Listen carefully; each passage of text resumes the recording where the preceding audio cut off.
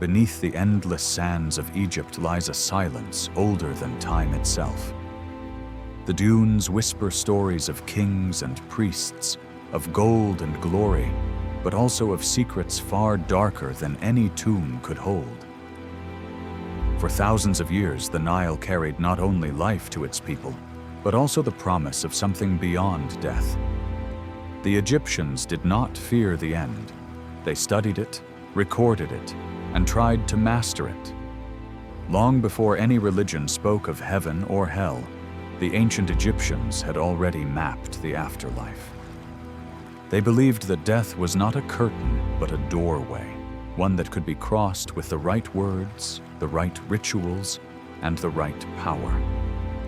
Somewhere in the sacred texts of their temples, buried beside the pharaohs and their loyal servants, lies the oldest formula known to humankind, the formula to summon the soul of the dead.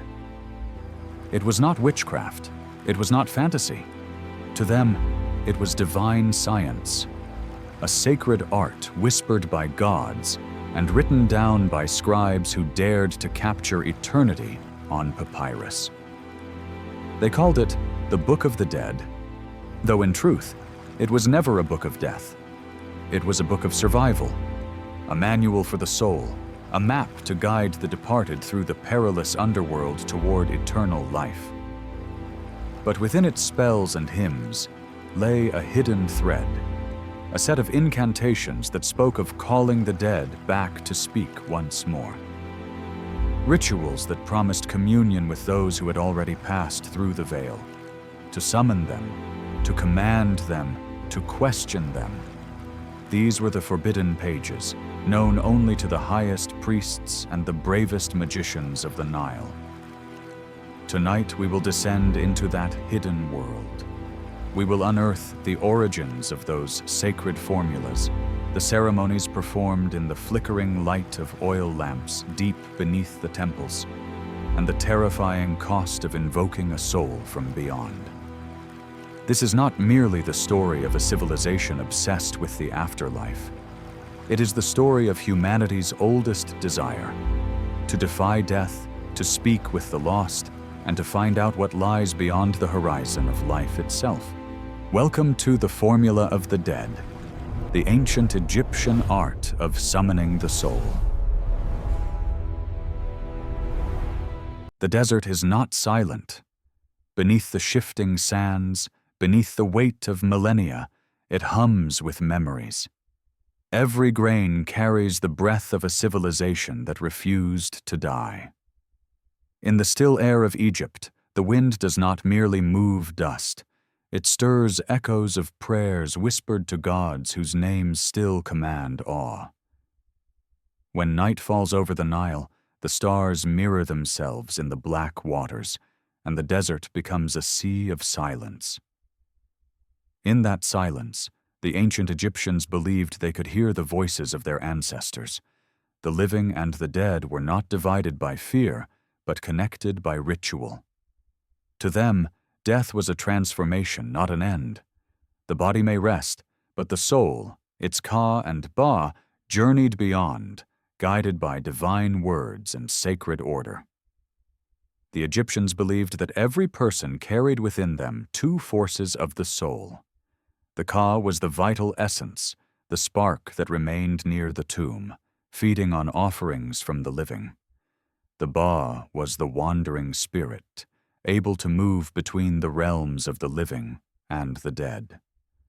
Only when both were reunited in the afterlife could a soul become one with the eternal. This belief created a civilization obsessed with the perfection of death. The art of preservation was sacred. Through the meticulous process of mummification, priests transformed flesh into eternity. They removed organs, dried the body with natron, wrapped it in linen, and sealed it with prayers. Every action was a verse in a cosmic poem, written not for the eyes of men, but for the gods who watched from the unseen world. Tombs were not graves. They were houses of the soul, designed to last for eternity. The walls were carved with hymns and spells, each line serving as a key to unlock the gates of the underworld. Gold, statues, and offerings were not symbols of wealth, but tools of protection. They were meant to help the dead navigate the labyrinth of the afterlife, to cross rivers of fire, to face serpents and shadows that guarded the passage to eternal peace. Among the countless texts buried with the departed, one stood above all: the Book of the Dead. It was not written by a single hand, nor created in a single era. It was a compilation of wisdom drawn from centuries of priests and magicians, each adding their own knowledge of the beyond. Written in hieroglyphs upon papyrus, the book contained hundreds of spells. Some were prayers for protection, others were instructions to the soul. Each spell was a map, a path through the darkness of Duat, the Egyptian underworld.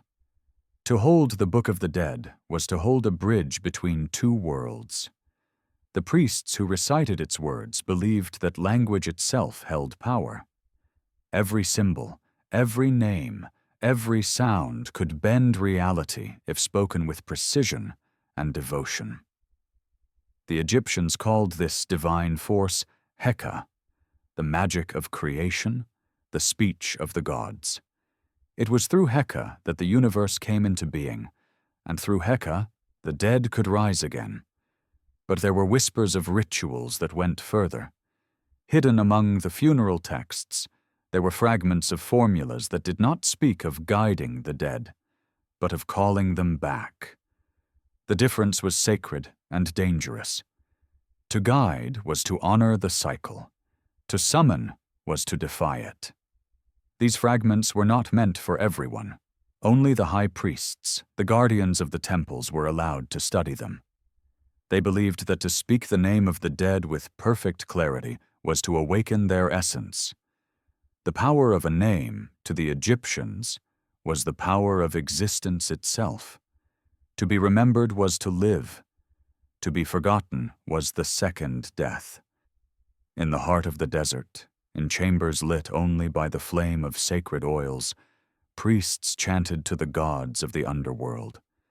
They asked permission to open the gates, to reach across the boundary of life and death.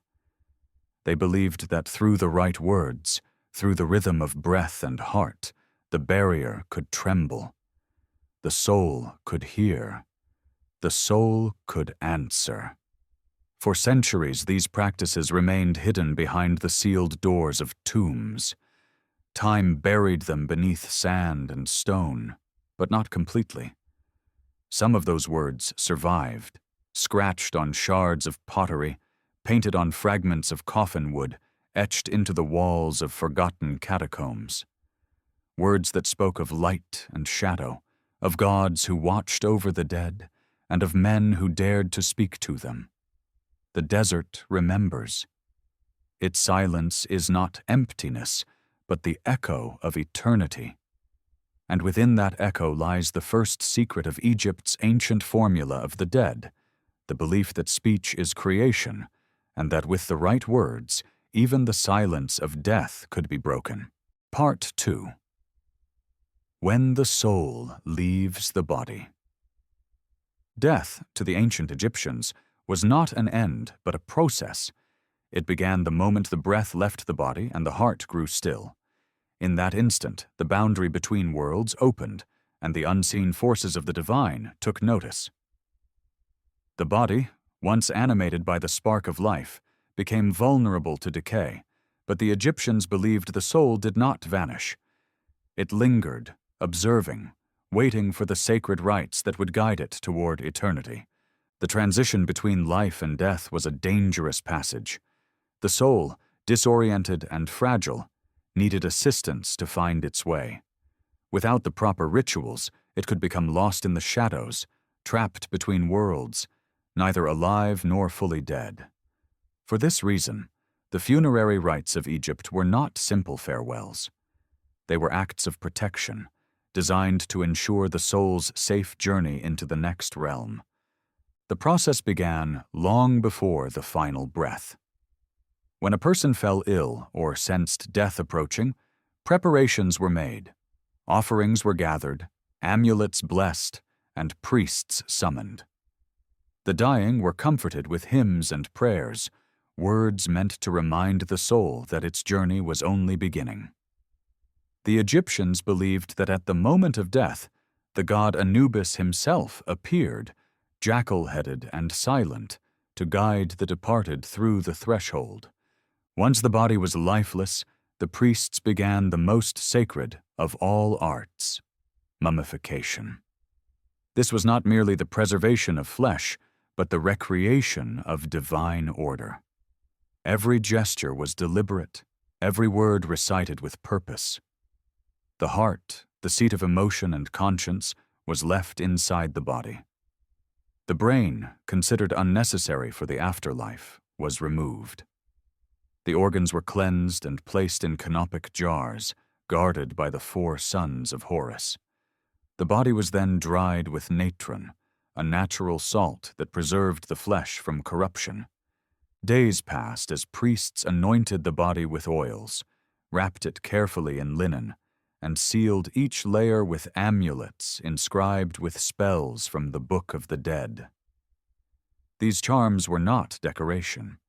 They were shields against chaos, against the serpents and demons that lurked in the shadows of the Duat.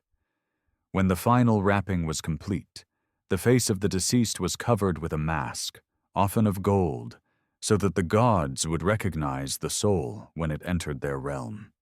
The funeral itself was a sacred drama, a reenactment of the myth of Osiris, the god who was slain and resurrected. The family of the deceased played their parts with devotion. Wails of mourning filled the air as musicians struck solemn notes upon sistrums and drums.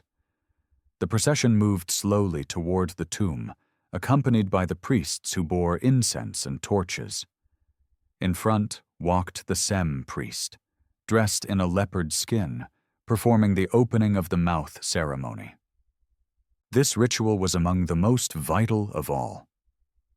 By touching the mouth of the mummy with sacred tools, the priest symbolically restored the senses, sight, speech, breath, to the deceased. It allowed the soul to eat, drink, and speak once again in the afterlife. Without this act, the journey could not begin. The gods would not hear the prayers of a soul that could not speak. Inside the tomb, the air was thick with the scent of myrrh and burning oils. The walls glowed with images of gods and stars. The Book of the Dead was placed beside the body, often rolled within a papyrus scroll to serve as a guide. Offerings of bread, wine, and meat were arranged around the sarcophagus, food for the Ka that would remain near the tomb. Statues of servants, carved in stone or wood, stood ready to labor for their master in the fields of eternity. When the final words were spoken, the tomb was sealed. The living departed, leaving behind the body and the soul's reflection. In that silence, the Ka lingered, tethered to its earthly form, while the Ba prepared to begin its perilous voyage. The Egyptians believed that the Ba would rise at dawn, taking the form of a bird with a human face. It would ascend into the morning light, seeking the realm of the dead. But the journey was not peaceful. The soul would face gates guarded by demons, rivers of fire, and labyrinths of darkness. It would be questioned by divine judges, weighed and tested. Only through the knowledge contained in the sacred texts could it find its path. The spells were not mere poetry. They were passwords, commands that could open doors and pacify spirits. To the priests who crafted these rites, death was a negotiation with the divine. The soul had to prove its purity, to declare before the gods that it had not stolen, murdered, or spoken lies. It had to stand before the tribunal of Osiris and have its heart weighed against the feather of Maat, the symbol of truth and balance. A heart heavier than the feather would be devoured by Ammit, the eater of souls, ending existence forever. Those who passed this judgment would be welcomed into the field of reeds, a paradise mirroring Egypt itself, a land of sunlight, fertile fields, and endless peace. Those who failed would fade into oblivion. It was this belief that made every ritual, every word, every gesture so vital. The Egyptians did not fear death because they had mastered its language. They spoke to it, named it, and gave it form. Through the Book of the Dead, they turned mortality into a journey of order and meaning. Yet hidden beneath the hymns of peace were hints of another path, one known only to a few. Some believed the living could reach into the realm of the dead, call to those who had already crossed, and bring their voices back into the world of the living. That belief, the possibility of summoning the departed, would become one of the most guarded secrets in all of Egypt's spiritual legacy. And in the next chapter of this tale, we will uncover how the words meant to guide the dead became the key to calling them back. The Book of the Dead was not a book in the way we know books today. It was a collection of sacred spells, hymns, and prayers copied carefully onto papyrus scrolls by skilled scribes who understood that every stroke of their reed pen carried divine weight. These were not words written for the living. They were meant for the journey after death, a map to navigate the unseen world that lay beyond the horizon of life. The origins of this text reach deep into Egypt's earliest dynasties. Long before the name Book of the Dead was ever spoken, there existed the pyramid texts, inscribed upon the walls of royal tombs. These were the earliest known religious writings in human history, words meant to protect the pharaoh and guide his soul to join the gods among the stars. Centuries later, those sacred words evolved into the coffin texts, which extended the promise of eternal life to nobles and priests. From those ancient foundations grew a greater compilation, the Book of the Dead, a guide for every soul who sought immortality. Each scroll was unique. There was no single, fixed version of the text. Wealthy families commissioned their own editions, tailored to the beliefs and fears of the deceased. The more elaborate the copy, the greater the protection it offered. Some scrolls were more than 20 meters long, filled with hundreds of spells. Others were small, containing only a few essential prayers, yet all shared one purpose: to help the soul overcome the trials of the do-it and reach the eternal fields of peace. To the Egyptians, the afterlife was not a single destination, but a perilous journey through regions of darkness and fire, where monstrous beings tested the courage and purity of the traveler. The Book of the Dead served as both compass and weapon. Each spell acted as a key, unlocking the gates of the underworld, silencing the threats of demons, and granting safe passage to the soul. Scribes who wrote these spells were not mere copyists. They were magicians in their own right. They knew that each symbol of hieroglyph carried power, that to draw the figure of a serpent was to risk summoning its spirit. For that reason, they often altered or disarmed dangerous symbols, removing the fangs of the snakes or binding their forms with sacred knots. The act of writing itself was a ritual, performed in silence and devotion. To record the words of the dead was to speak to eternity. Among the hundreds of spells, certain ones became famous for their role in the soul's transformation.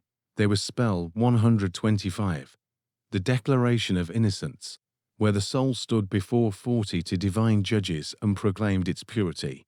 There was spell 30b, which instructed the heart not to betray its owner during judgment. And there were the transformation spells, allowing the soul to take the form of birds, lotuses, or radiant light to escape danger. Each of these texts reflected the Egyptian understanding that knowledge was power. To know the words was to survive. The scrolls were often illustrated with vibrant scenes, painted in red, black, green, and gold. They depicted the journey of the soul through the duat, guided by Anubis, weighed before Osiris, and greeted by the goddess Mat. But hidden among these familiar images were others, darker and more mysterious. Some depicted rituals that did not appear in the main sequence of the afterlife journey. Scenes where priests raised their hands toward a tomb, invoking forces unseen. Scenes where the dead seemed to awaken, eyes opening to the call of sacred words. These images hinted at an aspect of the Book of the Dead that few dared to discuss openly. While most spells were meant to protect and guide, some were meant to summon and command. To the priests who understood their deeper meaning, these texts offered not only a path for the dead, but also a means for the living to reach them. The idea that one could speak with the dead, even temporarily, was not seen as unnatural. It was simply the continuation of the bond between both worlds. Egyptian temples served as the bridge between heaven, earth, and the underworld. Within their walls, priests conducted ceremonies not only for the gods, but for the spirits of the departed. They burned incense, poured libations of wine and milk, and recited invocations written in the ancient scripts. These were not acts of superstition, they were extensions of divine law.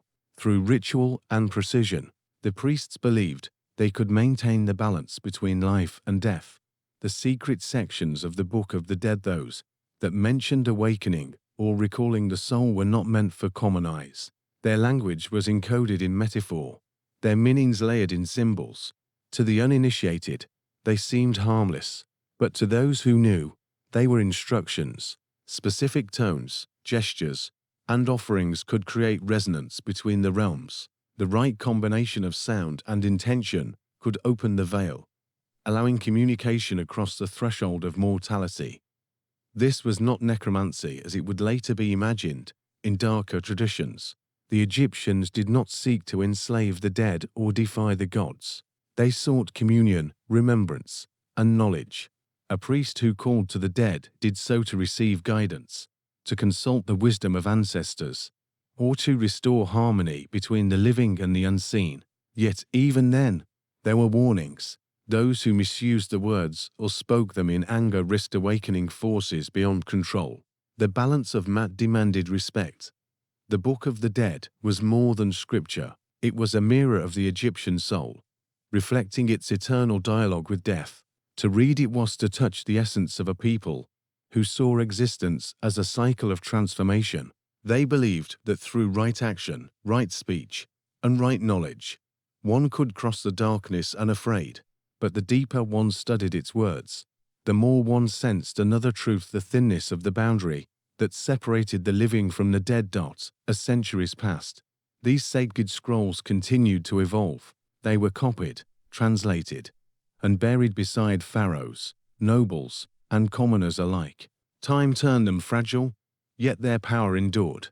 When archaeologists first unrolled them in modern times, the ink still carried the breath of ancient prayers. Even now, scholars speak of an uncanny presence that lingers in the hieroglyphs, as if the words still remember their purpose. To open the Book of the Dead is to open a gate, and beyond that gate lies not only the story of how the dead were guided to eternity, but how, in the secret chambers of the temples, the living once learned to call them back.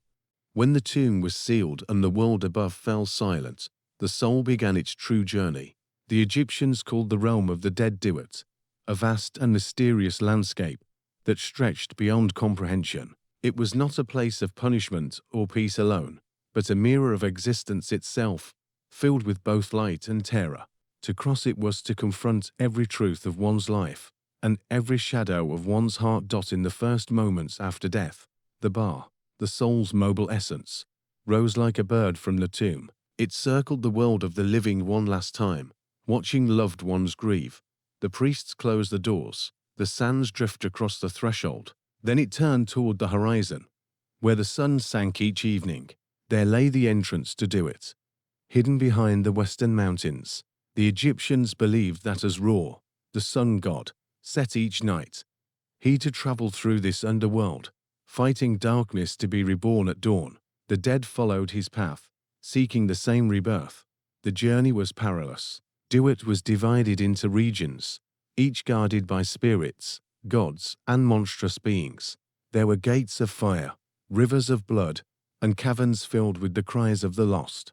The Book of the Dead served as a guide through this labyrinth. Each spell corresponded to a specific challenge, Without it, the soul would wander forever, trapped in confusion or consumed by the beasts that dwelled in the shadows.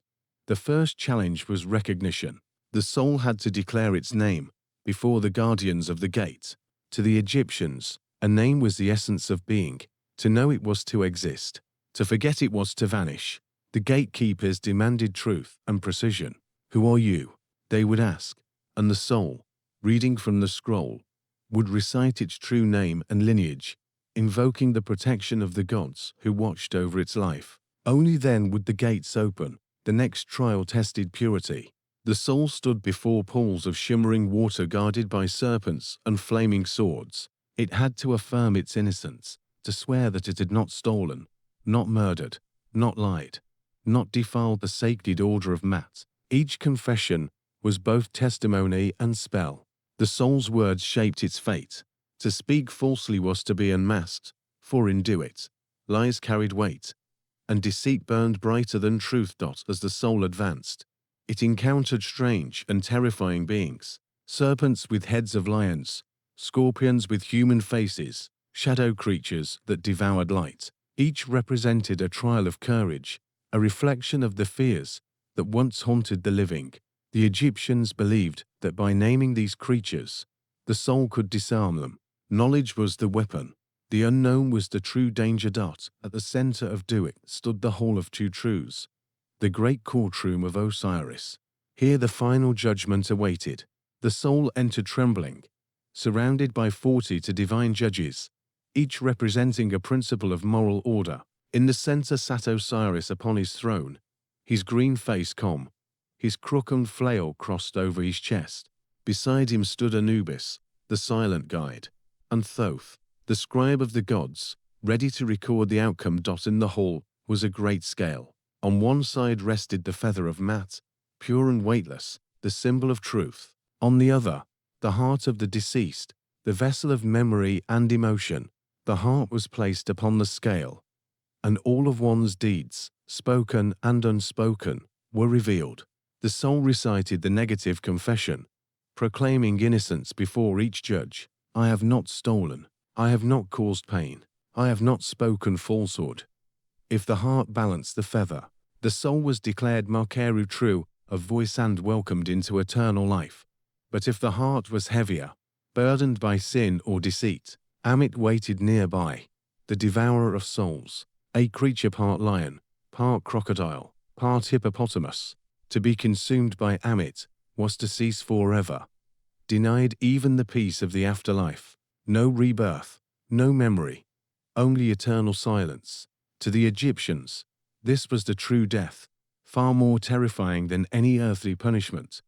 Those who passed the judgment continued their journey toward the field of reeds, a paradise of light and abundance. It was a reflection of Egypt itself, where the soul could plow fertile fields, sail upon calm waters, and dwell among family and ancestors.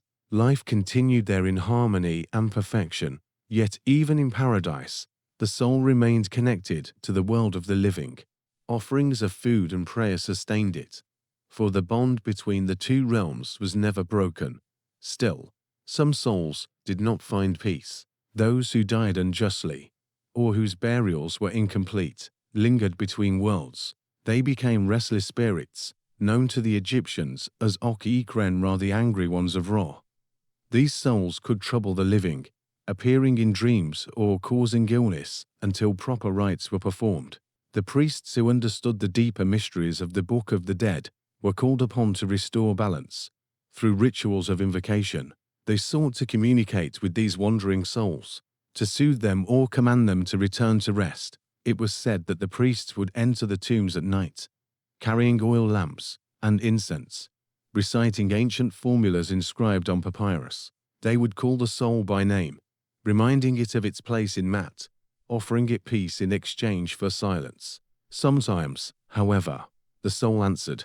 Such moments were recorded only in fragments, whispered among the temple hierarchies. They spoke of voices rising from the dark, of flickering flames that bent in unnatural wind, of a presence that pressed against the veil of death. The priests did not fear this. To them, it was proof of divine order. that the words of power Heka truly bridged the realms. Yet even within their faith, there was unease. The more they learned to speak to the dead, the more they risked disturbing what should remain still. Some priests began to guard the most potent spells, teaching them only to successors chosen for their purity and discipline. To misuse the sacred words was to threaten Mat itself, and chaos was the enemy of creation. The journey of the soul through Duat was a reflection of the Egyptian heart. It revealed their reverence for order, their respect for life, and their deep conviction that death was part of a greater design. The trials of the soul were not meant to punish but to purify. Yet hidden within those same rituals lay the foundation of something more: the belief that if one could help a soul cross into eternity, one could also call it back, if only for a moment. This was the seed of the ancient art of summoning, not as an act of defiance, but as a plea for connection. It was born from the same love that built tombs, wrote prayers, and preserved the dead in gold and linen. To call the dead was to remember them, and to remember them was to grant them eternal life. To the ancient Egyptians, words were not mere tools of communication. They were living forces, vessels of creation that shaped the fabric of reality. The universe itself, they believed, was spoken into existence. When the god to conceive the world in his heart and spoke it with his tongue, creation unfolded. This belief formed the foundation of Heka, the divine power of speech, sound, and intention. Every priest, every scribe, every soul that uttered sacred words participated in that same creative act. Within the temples, rituals were designed to maintain the harmony between life and death, order and chaos. The priests who performed these ceremonies were guardians of balance, servants of Mat. They understood that the voice could command spirits, heal the sick, and even reach into the realm of the dead. The most sacred of these rituals were those that sought communion with the departed, the ancient art of summoning. These ceremonies were never performed lightly. Only those initiated into the mysteries of the afterlife were permitted to take part. The ritual began at night, when the desert was still and the veil between worlds grew thin. In the inner chamber of the temple, or deep within a tomb, the air was heavy with incense. Statues of the gods watched in silence as flickering flames cast shifting shadows on the walls. The priest, dressed in linen purified by sacred oils, began by invoking the guardians of the Duat. Each name was spoken with precision, each tone a vibration that echoed through the chamber. Offerings were placed upon an altar: milk, honey, bread, and wine to nourish the core of the one who was called. Beside them lay a small figure carved from wax or clay, inscribed with hieroglyphs representing the name of the deceased. This effigy served as a vessel, a temporary form through which the soul could manifest. The Egyptians believed that the act of naming was the act of creation. To write a name was to grant existence. To erase it was to destroy. The priest began to recite the incantations, preserved in fragments of the Book of the Dead and other temple texts. These were not spells in the sense of fantasy, but complex invocations that combined rhythm, breath, and intention. The language itself was sacred, the ancient tongue of Kemet. Each sound corresponded to cosmic principles. Each syllable resonated with the energy of the gods. To speak incorrectly was to invite chaos. To speak perfectly was to open the gate. As the words filled the air, the atmosphere changed. The Egyptians described it as the moment when the two worlds touched, when the breath of the living stirred, the silence of the dead. The flame of the oil lamp might flicker, the air might grow cold, and those present would feel the weight of unseen eyes. The priest, steady and unafraid, continued the invocation, calling upon Anubis to guide the soul, upon Osiris to permit its return, and upon Thoth to record the act in the divine register. It was said that when the ritual succeeded, a presence would form near the effigy or the altar. Sometimes it came as a whisper, sometimes as a movement in the smoke, and sometimes, for those who were truly pure, as a shadow taking human shape. The soul did not speak in mortal words. Its language was emotion, vibration, a pulse that resonated in the heart rather than the ear. The priest interpreted these signs, conveying the will of the dead to the living, The purpose of summoning was not to command, but to commune. The Egyptians sought wisdom from their ancestors, guidance from kings and priests long departed, or forgiveness from those wronged in life. The ceremony reaffirmed the eternal bond between generations, ensuring that the living remembered their dead, and that the dead continued to protect the living. Forgetting was the greatest sin, for to be forgotten was to die a second death. Still, even among the priests, there was fear of imbalance. To call upon the dead too often, or for selfish reasons, risked disturbing Mat. The ancient texts warned that a soul summoned without purpose might lose its way and wander among the living.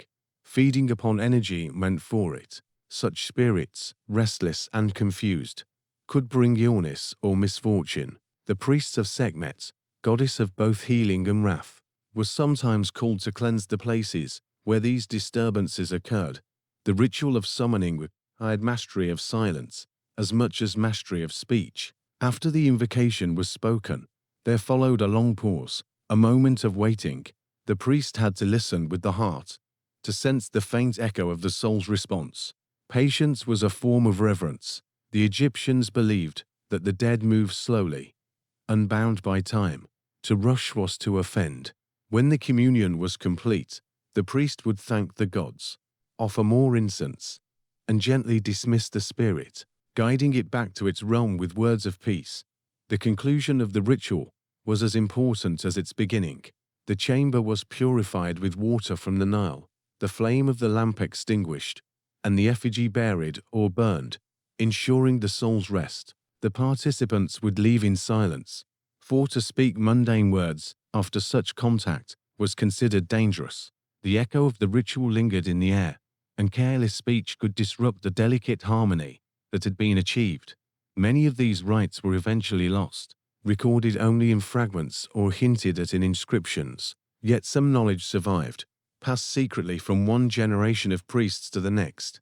The understanding that sound, symbol, and intention could reach beyond death remained one of Egypt's most enduring legacies. Even when foreign empires conquered the Nile, even when the temples fell into ruin, the echoes of Heka continued to shape the mysticism of later civilizations. In the end, the Egyptians did not see summoning the dead as defiance against the gods. They saw it as an affirmation of faith in the unity of all existence. Life and death were not opposites but two sides of the same truth. To speak with the dead was to acknowledge that truth, to remind both worlds of their eternal bond. The power of words was the bridge, and those who spoke with reverence became the keepers of that bridge. Through their rituals, they taught that creation begins and ends with speech. To speak the name of the dead is to make them live again.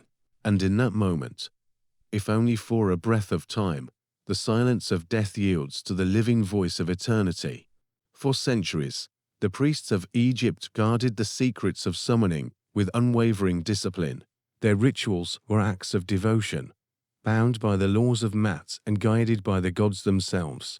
Yet, as with all forms of sacred power, there came those who desired more. Beneath the golden surface of the temples and the eternal calm of the Nile, whispers grew among those who sought to command rather than commune. They believed that death was not the end, but a force to be harnessed, and that the soul could be compelled rather than invited. Among the oldest scrolls hidden within the ruins of Abydos, archaeologists found fragments of a text unlike any other. It was known by the ancients as the breath of shadows. It spoke not of balance or reverence, but of domination. The text described a forbidden ritual said to have been created by a priest who once served under Pharaoh Seti. His name was lost, erased deliberately from the temple walls, but later generations called him the voice that defied silence. According to legend, he had been a master of Heka, capable of invoking spirits and bending them to his will. This priest was not driven by greed, but by grief. The story told that his wife, a temple singer devoted to Hathor, died suddenly during childbirth. Unable to accept her passing, he turned away from the teachings of Mat. He believed that if words could create the world, they could also undo death itself. For years, he searched the scrolls of the necropolis, studied the funerary rites, and meditated in tombs where silence was absolute. He fasted until his body weakened, believing that the closer he came to death, the more he could understand its language. One night, in the hidden crypt beneath his temple, he performed the unthinkable. He drew a circle of powdered gold, symbol of divine perfection, and at its center placed the mummy of his beloved. Around them burned 7 oil lamps, one for each gate of Duat. He spoke the ancient names of the gods, not to praise, but to demand.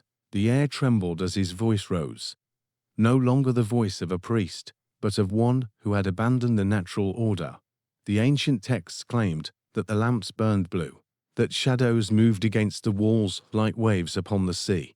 The priest called upon Osiris, then upon Anubis, and finally upon the nameless powers that existed before creation. He offered his own life in exchange for hers, and the air grew thick with unseen weight. When he spoke the final word, the mummy's eyes opened, but what returned was not his wife. The body moved, the lips parted, and from within came a voice that was both hers and something else entirely. It spoke his name, but the sound carried pain instead of love. The priest, overcome with joy, reached out to embrace her. Yet as he did, the lamp shattered, and the blue flames turned to darkness. The walls of the crypt shook, and the golden circle cracked. The priests above heard the echoes, but found only silence when they descended. The next morning, the temple was abandoned.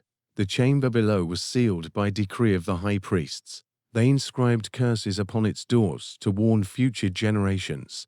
He who commands death shall serve it forever. The name of the priest was erased from every record, for to remember him was to give power to what he had unleashed. Yet the story endured in whispers. Some claimed that his voice could still be heard in the catacombs during the flood season, calling for the wife he could never reclaim. Others said that the ritual survived, passed secretly from one heretic to another, stripped of its divine purpose, and twisted into something darker. The line between Heka and sorcery became thin, and those who sought to test it often vanished without trace. One such tale came from the desert near Thebes, where a group of young scribes uncovered a damaged papyrus, said to contain fragments of the breath of shadows. They believed it to be myth and decided to reenact part of the ritual, an offering to the dead. They gathered at twilight, lighting lamps and reading aloud the words that remained legible. At first, nothing happened. The wind was still, the stars clear. Then the sand began to move as if stirred by unseen hands. They heard a sound beneath them, faint at first but growing, like something exhaling from the earth itself. One of the scribes dropped his lamp, and the flame spread across the ground, illuminating a figure half buried in the sand. It was not a corpse, but an imprint, the shape of a body pressed into the soil, as though someone had lain there for centuries. The air grew heavy, and the young men fled, leaving behind their lamps and scrolls. When they returned with others at dawn, the imprint was gone, and the sand was smooth again. The papyrus had turned to Ashdod in time.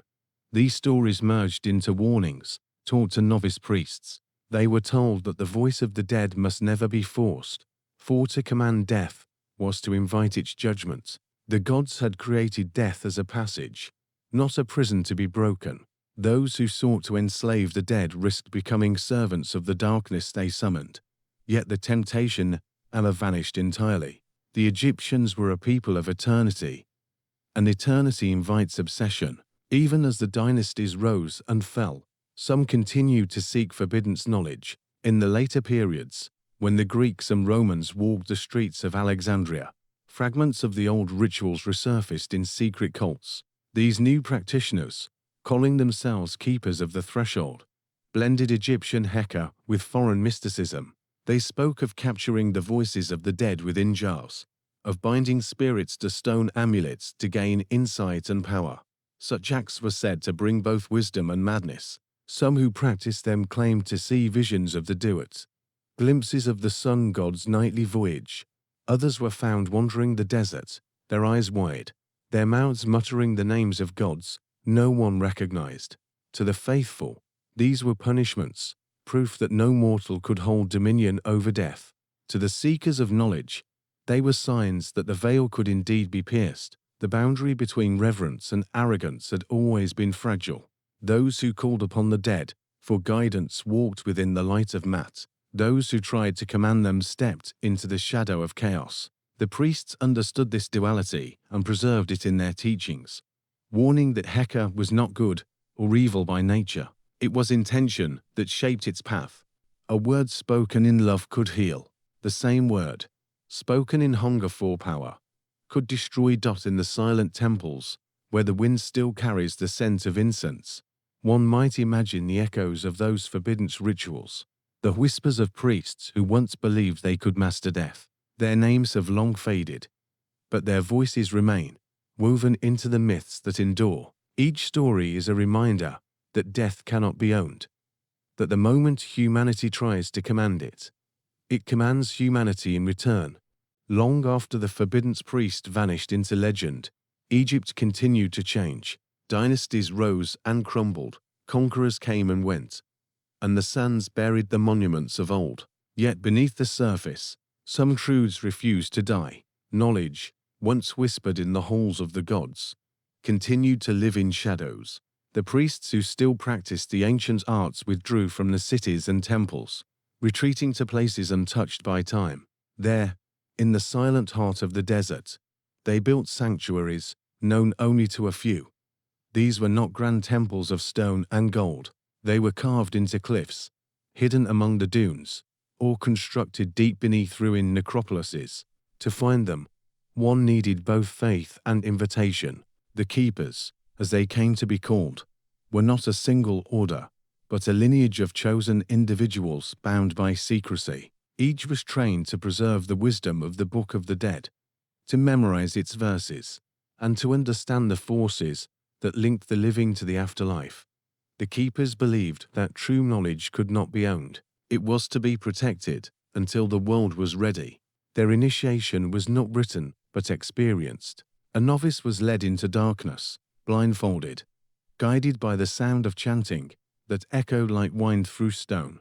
He would pass through 7 chambers, each representing a stage of the soul's journey through Duat. In each chamber, he was asked a question, not of faith, but of understanding. If his answers were true, the final door opened, and he stood before a great mirror of polished obsidian. There he faced his own reflection, and was told, to know the dead, you must first know yourself. The keepers' temples were filled with symbols older than history. Walls were painted not only with hieroglyphs, but with images of constellations, maps of the underworld, and inscriptions of names long erased elsewhere. They believed that every name carried a vibration, and that when combined in the right order, these vibrations could open the gates of spirit. Hidden chambers stored jars of sacred oil, papyri wrapped in linen, and statues inscribed with secret words of power. To outsiders, these were relics. To the keepers, they were instruments. Their rituals differed from those of the state temples. While official priests invoked the gods to maintain cosmic order, the keepers sought communion with knowledge itself. They called not upon Osiris or Anubis, but upon the principles those gods represented. Their ceremonies were quiet, precise, and filled with measured rhythm. At their center was always the word, the breath shaped by intention. They said that sound was the bridge between the physical and the unseen, and silence was the space where truth revealed itself. According to surviving accounts, one of the greatest sanctuaries was located near the Valley of the Kings, carved into a cliff that overlooked the eternal tombs of pharaohs. It was said that when the moon reached its highest point, the entrance would appear, illuminated by a faint glow. Inside, torches burned without flame, fed by oil that never seemed to diminish. The central chamber contained an altar of black basalt, upon which rested a scroll sealed in copper. This was the Codex of Rebirth, a document that supposedly contained the synthesis of all funerary wisdom known to man. The Codex was said to hold not only the traditional spells for guiding the soul, but also the hidden verses that could call it back. To read it was to touch the threshold of eternity. Few were permitted even to gaze upon it. Only the High Keeper could open its seal, and even then, only on nights when the heavens aligned with the constellation of Orion. symbol of Osiris. During those nights, the keepers gathered in silence to renew their covenant with the dead. They believed that the universe itself listened to their words, that each ritual echoed through time like ripples upon water. It was during one such night, according to legend, that a young initiate broke his vow. Driven by curiosity, he entered the chamber after the ritual had ended. The codex lay upon the altar, still glowing faintly in the darkness.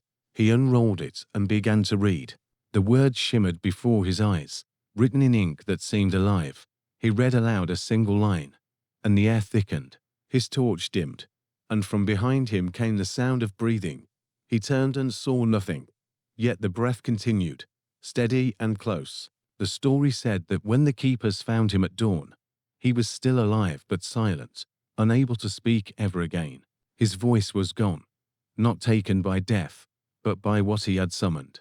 To this day, the keeper's descendants, those who still claim the lineage, say that his silence was the price of forbidden knowledge. As centuries passed, the world outside forgot the language of the gods. The temples fell, the tombs were plundered, and the invaders renamed the land. But the keepers endured. Some blended into new religions, hiding their teachings within parables and symbols. Others fled south, following the Nile into Nubia, where they built new sanctuaries among the mountains. A few traveled west, carrying fragments of the codex into the oases, where they were said to have founded hidden schools of mysticism that would later influence Greek Hermetic thought. Even in the modern age, explorers and archaeologists have uncovered signs of their presence, unmarked tombs filled with writings that do not match any known dynasty, wall carvings depicting priests holding scrolls that emit beams of light, strange inscriptions warning against disturbing the rest of the silent ones. Some researchers dismiss these as artistic expressions. Others whisper that they are evidence of the keepers' enduring watch over the threshold between life and death. The true legacy of the keepers lies not in what they built, but in what they preserved. They understood that memory was the soul's anchor. As long as their rituals were remembered, even in fragments, the link between worlds would remain.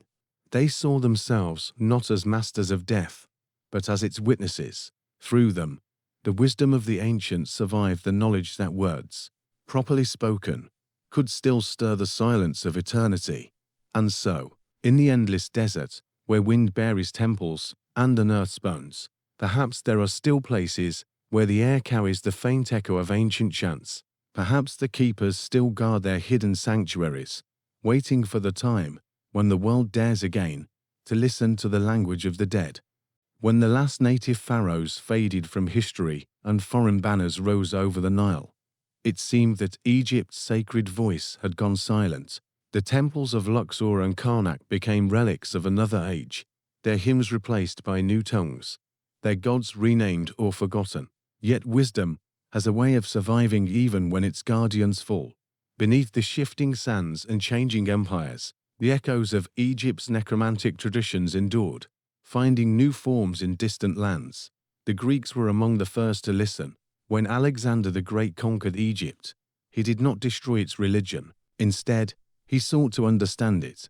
His successors, the Ptolemies, merged Greek philosophy with Egyptian spirituality, creating a new synthesis of thought that would shape the ancient world. In the libraries of Alexandria, priests and scholars gathered to translate the old scrolls, preserving the texts that describe the soul's passage through Duit and the rituals that bound it to eternity. To the Greek mind, the Egyptian concept of the immortal soul was both alien and familiar. Philosophers like Plato had already spoken of the soul's divine origin, but Egypt offered a structure, a map of the afterlife defined by order, judgment, and renewal. The Book of the Dead became, in part, a philosophical text, its spells reinterpreted as metaphors for enlightenment. Yet some scholars sought more than metaphor. They wanted power. They believed that by mastering the sacred words of the Egyptians, they could command spirits, heal the body, or glimpse the secrets of fate. Thus began the rise of the Hermetic tradition. It claimed descent from the god Thoth, whom the Greeks identified with Hermes Trismegistus, the thrice great Hermes, master of wisdom and writing. The Hermetic text spoke of divine unity, of the connection between all things, and of the power of the spoken word to transform reality. Within their verses lingered the faint memory of Heka, the Egyptian art of speech and intention.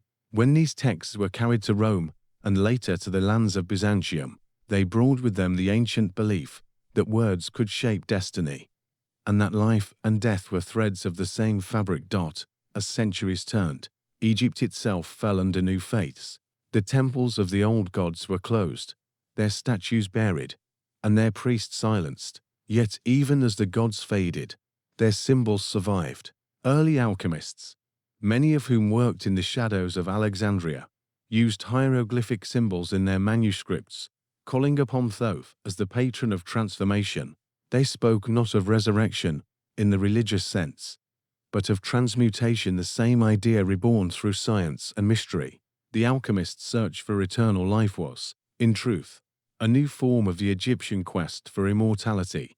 But not all who studied these ancient teachings sought harmony. During the later Roman period, rumors spread of sects who practiced rites inspired by the Egyptian mortuary traditions. They were said to summon shades of the dead for prophecy, using fragments of the Codex of Rebirth or other lost papyri. Roman historians wrote of seances held in tombs, of lamps that burned with unnatural light, of words spoken in forgotten tongues that made the air tremble.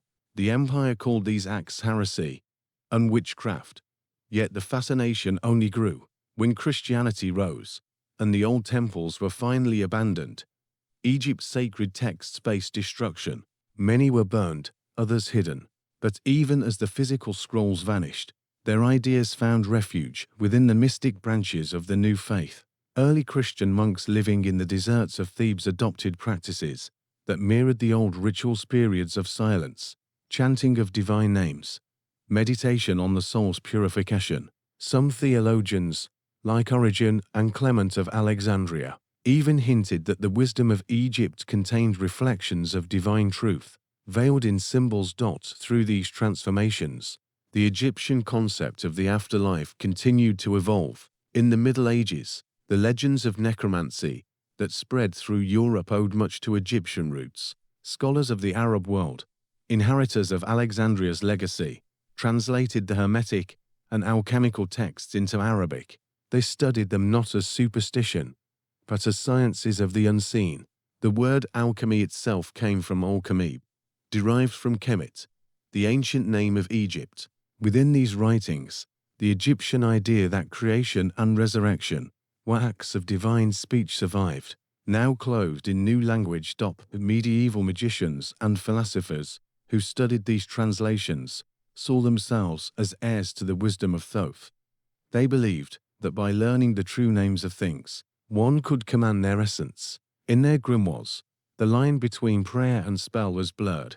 Latin invocations preserved echoes of the old hymns to Osiris and Ra.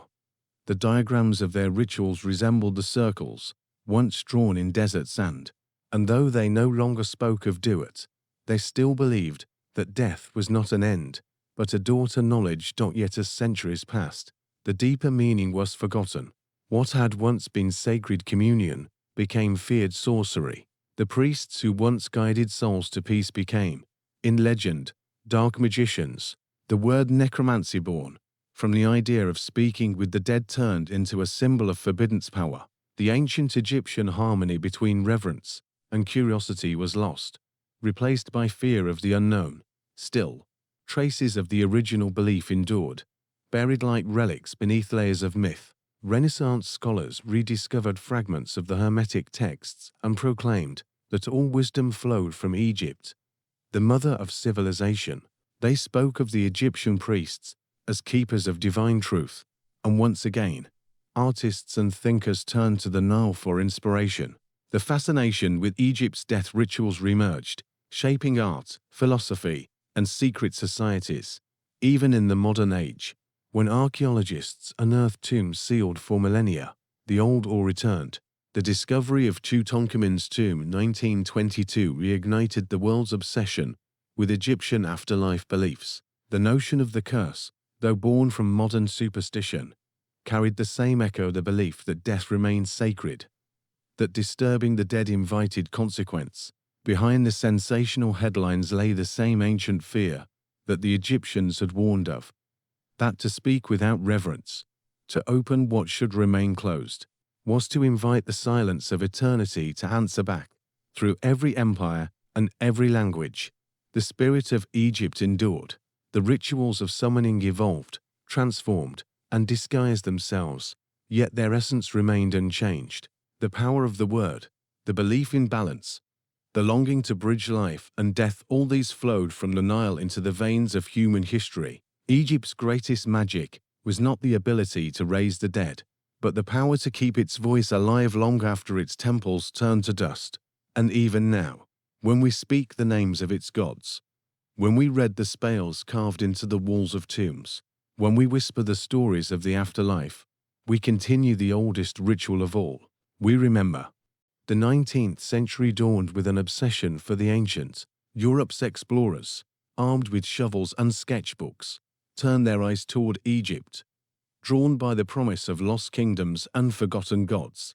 The sands of the Nile concealed more than stone and gold. They held memory fragments of a world where the line between the living and the dead had once been thin enough to touch. When Napoleon's scholars arrived in 1798, they were not only soldiers of empire, but seekers of knowledge. Their surveys and drawings unveiled a civilization that had been silent for over 1,000 years. But the true awakening came with a single stone, the Rosetta Stone, unearthed in 1799. It bore the same decree written in Greek, Demotic, and hieroglyphic. For the first time, the lost language of the pharaohs could be heard again. It was Jean-François Champollion who unlocked the key. In 1822, after years of study, he announced that he could read the words of the ancient priests. Suddenly, the walls of temples and tombs began to speak. What they said astonished the world. These were not the ramblings of a vanished cult, but an intricate theology, a dialogue between humans and the divine. The Book of the Dead was no longer a myth, it was a manual for eternity. Scholars translated the papyri, yet some hesitated to publish everything they found. Certain spells spoke directly of summoning, of calling upon the core of the deceased to appear before the living. Others contained evocations that resembled incantations from medieval grimoires.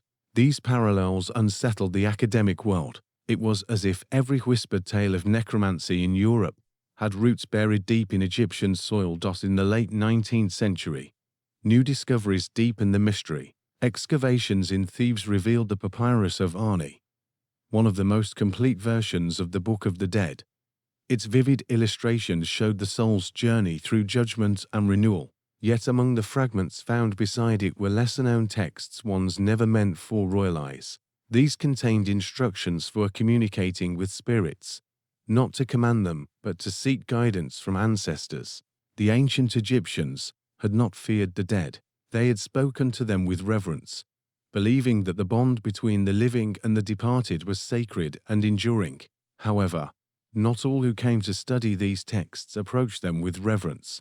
During the Victorian era, fascination with the occult spread across Europe. Spiritualists gathered in dimly lit parlors, claiming to speak with the dead through mediums and seances. Many of them cited Egypt as the birthplace of their art. They borrowed symbols from hieroglyphs, chanted the names of Osiris and Anubis, and claimed that the true knowledge of the afterlife was hidden within the tombs of the pharaohs. In 1895, an English archaeologist named Edward Whitlock claimed to have discovered what he called the Scroll of Breath, a papyrus unlike any other. According to his notes, it described a ritual that could allow a soul to be called back for a brief moment of communion. The text was never made public, and Whitlock vanished soon after his return from Egypt. Some said he fell ill. Others whispered that he had performed the ritual himself. The British Museum received only fragments of the manuscript, and no one has been able to confirm its authenticity. As the 20th century dawned, Egyptology became a science, and superstition gave way to scholarship. Yet even scientists could not escape the aura of mystery. When Howard Carter opened the tomb of Tutankhamun in 1922, the world rejoiced. The tomb was untouched, its treasures dazzling. But then came the rumors, the sudden deaths of several members of Carter's team, strange illnesses, and unexplainable accidents. Newspapers called it the Pharaoh's curse. The public saw in it the vengeance of ancient gods. But those who looked deeper recognized a different truth. The same fear that had once governed every ancient ritual, the belief that death must be respected. And that knowledge of it came with a price. Among the documents found in subsequent digs were ritual papyri, ever before seen by modern eyes. Some describe the journey of the soul in poetic terms. Others contained detailed instructions for ceremonies involving incense, oils, and spoken names of power. A few of these texts, now in hidden archives, were said to be so complex that even seasoned linguists could not fully translate them. They hinted at formulas where language itself became a bridge between worlds. By the mid-20th century, Egypt's influence had once again reached the Western imagination. Writers, artists, and filmmakers turned its mythology into modern legends. The Book of the Dead was reimagined as a grimoire of dark power. Though scholars knew it was a text of light and renewal, secret societies adopted its symbols, claiming lineage to the ancient priests. Even in science, the concept of preservation, of mummification as a triumph over decay, echoed through modern attempts to preserve the human body and mind beyond death. But beyond the sensationalism, serious researchers continued their work. In 1974, a team near Luxor uncovered what they believed to be a hidden chamber beneath a temple dedicated to Osiris. Within it were walls inscribed with unfamiliar spells and diagrams of stars. One fragment referred to the path of return, describing a process by which the voice of the dead could be heard through vibration and light. Though many dismissed it as symbolic, others saw in it an uncanny parallel to modern experiments in resonance and frequency. Today, much of what once seemed magical has become a subject of scientific curiosity. Neuroscientists explore the mysteries of consciousness, while physicists debate the nature of time and existence. And somewhere between these disciplines lies the same question that haunted the ancient Egyptians. What is the boundary between life and death? And can the soul truly cross it? Modern Egyptologists stand at the threshold of this mystery.